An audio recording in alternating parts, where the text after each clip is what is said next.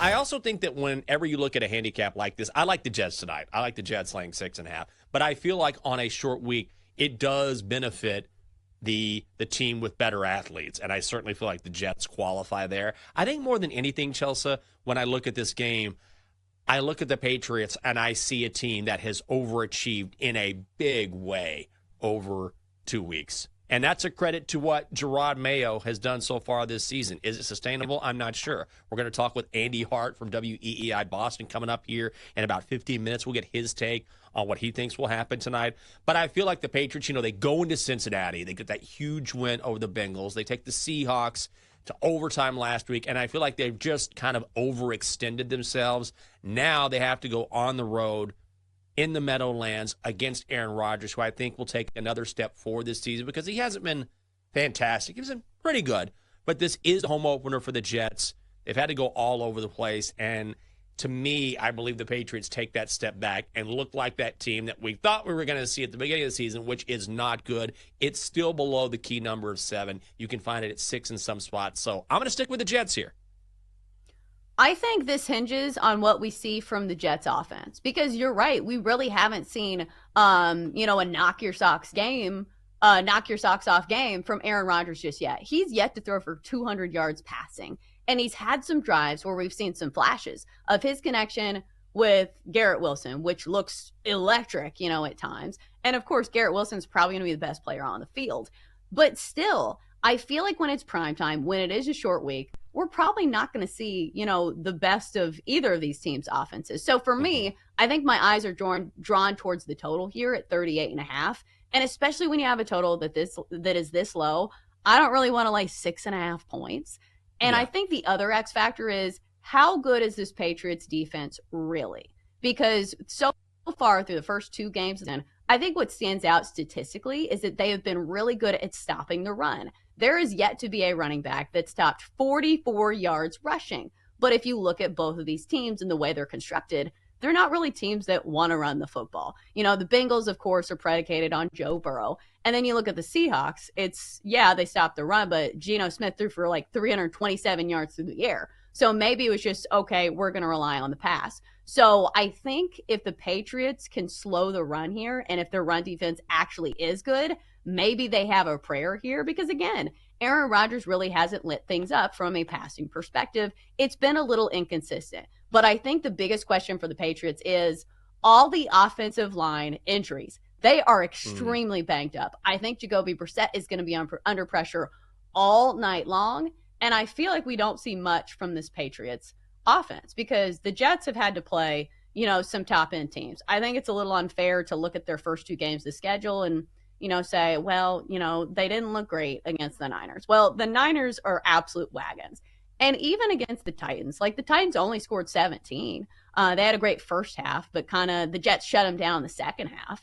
So I'm not sure. I feel like we still have some incomplete puzzle pieces in this one. But I think more than anything, I would lean towards the under. Yeah, I really like the under in this game. If I'm picking which one I like better, a side or a total, I would go with the under. I feel like this is a 24-10 game. Jets, I'm calling it right now. But I really, really like the under. We know primetime unders have been hitting at a really solid rate, not just this season, but over the past couple of seasons. But ultimately, I like to think about game script. And when I think about how this game is going to go for the Patriots, how are they going to move the ball? They don't throw the ball. Jacoby Brissett has averaged less than 140 yards per game through 2 games. What they want to do is just feed Ramondre Stevenson. I wouldn't mind a Ramondre Stevenson prop. It's the only way they're going to stay in this game is to feed Ramondre and hope he can eat up yards and hope they can take time off the clock and hope they can shorten the game, which lends itself to the under. And then you mentioned that Patriots offensive line, which could get torn up tonight. Maybe that's your sabotage factor if you like Stevenson, but I just don't see New England moving the ball enough, scoring enough points to get this to the over. And then conversely, they have a good enough defense to keep the Jets from going crazy here. And then when you look at the history between these two clubs, this is usually one of those black and blue AFC East battles. In the last 14 games between these two teams, the under has come home 10 of those times. It's going to be a night game. Yeah, I like the under a lot more than I like a side here. So I may just bet on the total and hit the under, but that's my play. Let's talk about tonight's game. 6.5 point spread between the Patriots and the Jets. So here's the thing. In the sports betting world, the Patriots don't have to win, but they're getting a touchdown and a half here. So do you feel like this is going to be a game that's at least competitive? So I think early it should be competitive, just because that's the way the Patriots are going to try to make you play. Just run the football, possess it, time of possession. Like they did that against Seattle. They quite honestly should have won that football game. They kind of kicked it away late with the failed third down, sack, blocked field goal, tie, go to over, like the whole thing. That was a winnable football game if they played better situationally. They should be 2-0, and they should have won 2 games by playing what they want to do, run the football, lean on their defense kind of game. I don't know that you can do that 4 quarters in New York against Aaron Rodgers and Breece Hall and Garrett Wilson.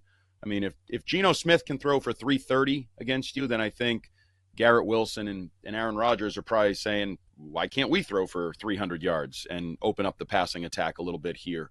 So, and the other thing is Aaron Rodgers probably not going to give you the football. I think the Patriots probably need turnovers to win this game. But you can play a half with the Jets, in my opinion, and slug it out with them and get Ramondre Stevenson going. I would say he's been their best overall player and having the best couple game stretch of his career running the football. I think they will fade. I think that's where the gut check time comes in. Quite honestly, what I just talked about, that pivotal nature. Let's see what you do in the second half. If it starts to, Aaron Rodgers gets a 10-point lead. Do you go, oh, well, let's pack it in and go home when no one thought we could win this anyway? Or do you keep it close enough to cover? I think that's what we'll find out in the second half tonight. All right, best bet of the night for me is going to be on Jets running back Breece Hall over his receiving prop of 30.5 yards for -125. I feel like on a short week, you kind of lean on your security blanket, which is the short and dumpy passes to the running back. And it just so happens that Breece Hall is one of the best pass-catching running backs in the NFL. And if you look at his number for this one, he's hit in each of the last 2 games. And even last week against the Titans, he had the most targets in the receiving game of any player on the roster. And he's a running back. So clearly Aaron Rodgers likes dumping it off to Breece Hall, especially against a Patriots defense that I feel like can bring some pressure here. They're actually pretty solid. Again, short week. I'm going to go with Breece Hall over his receiving prop 30.5 for -125. I like it. Almost added it to the card. I have another DeGen parlay for you. Garrett Wilson, 50-plus receiving yards. Aces money line, -126. Love it. The WNBA is back, baby. It's back. Let's talk about the Aces for a second. You think they're going to lose to the Wings in Vegas? I don't think so. Aces were struggling a little bit midseason for them. Now, they're making that classic late season run. That's what champions do. They've won 4 straight, 8 of their last 10. Oh, yeah. The Wings have lost 8 straight. They're 2-17 on the road this season. Aces money line. Garrett Wilson, his receiving prop open at 61.5 receiving yards, bet up to 65.5. All we need is for him to get at least 50 plus. That's it. Didn't we see the Seahawks receivers go absolutely nuts last week? Yes, they did. Alternate receiving yardage prop for Garrett Wilson, 50 plus. You add it together with the Aces money line, -126. Let's cash. I like What do you it. think? I like it. I like it. That's all. I'm only doing one bet. I'm probably going to do a same game parlay in some regard. So I think it would Okay. be Jets money line. It would be the under and probably something on Breece Hall. Because have we decided who we think is going to win? It's going to be the Jets, right? It's got to be the Jets. I would definitely say the under is the way to go, too. I almost bet on the under. This just feels like a low-scoring game to me. I like the Jets. I'm calling it right now. 24-10. That's the way it's going to be.